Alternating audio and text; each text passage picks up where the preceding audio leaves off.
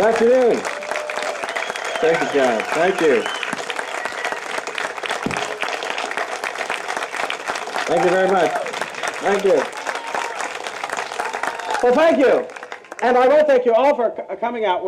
We are, as I told the folks with whom I started my day today, actually getting together to celebrate the 4th of July in the way that I think the founders most especially intended.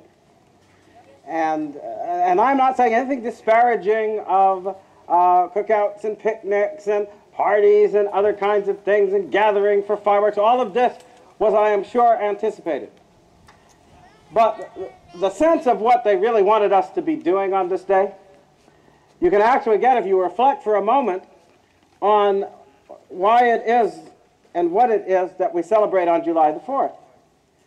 Because if you ask that question, especially these days, of the talking heads and the people who pretend to be our pundits, they would tell you that we are celebrating the independence of the United States. We are celebrating the day America became independent of Great Britain. Actually, we're not. The actual resolution by which the Congress, Second Continental Congress, severed ties with Great Britain, the resolution that actually had those words in it whereby the colonies declared themselves of right to be separate and independent states, was approved on the 2nd of July. And if we were celebrating the act whereby the ties were severed, then we would celebrate on July 2nd, not July 4th. What happened on July 4th was that the Congress approved and they signed the Declaration of Independence, the document that was transmitted through history. So what were they recommending when they set the date on July the 4th? They were recommending not that we should just dance about in celebration of an action, but that we should every year, every time we did it, be reminded by our leaders and by our own actions and activities of the truths that make us free, the truths that were articulated in that great document.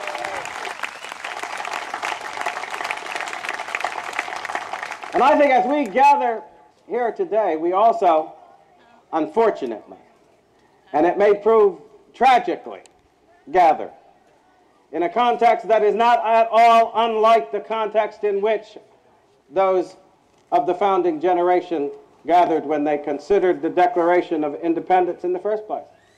I know now, and it is even popular at some of the Tea Party events for certain folks to act as if they came together and they were all excited and unhappy because they were being placed under an oppressive burden of taxation by the nasty, bad old British government, and they were rising up to protect their pocketbooks and their wallets against the depredations of the tyrants who were trying to destroy their livelihood and so forth. So, y'all, not quite. You know why not quite? Well, I'll tell you what.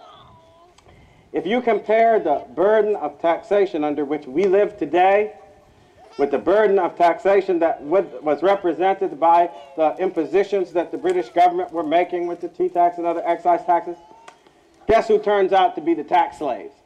Guess who turns out to be laboring under an onerous burden of taxation that would, on material grounds, have had the founding generation rising up in rebellion long before now? We are. That's right. So answer my question though. Since they had, in that respect, a much easier time of it than we do, what, do you think they were that sensitive?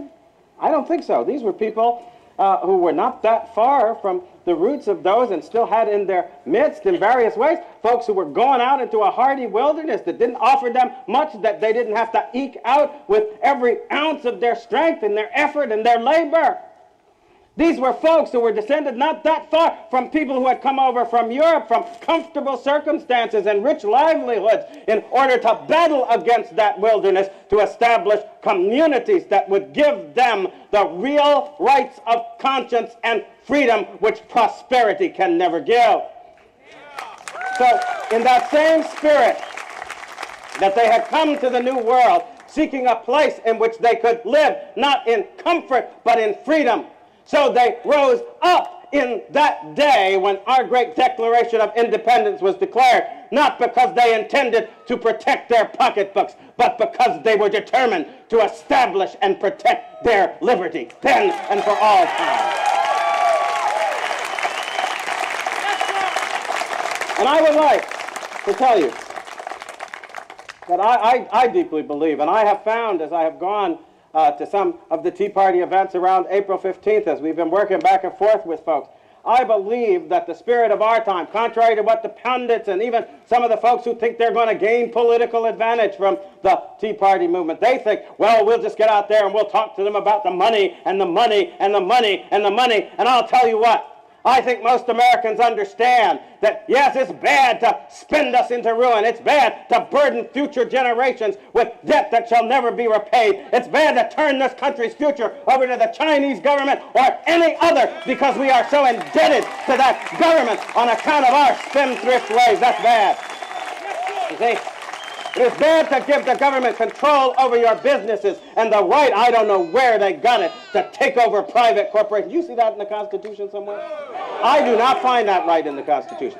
I cannot understand, and on the day when some people were standing up and applauding the possibility that a president, so-called of the United States, was going to be firing the president of General Motors, I'm thinking to myself, where on earth in the Constitution does any official of the federal government get the right to decide what shall happen in a private corporation in this country?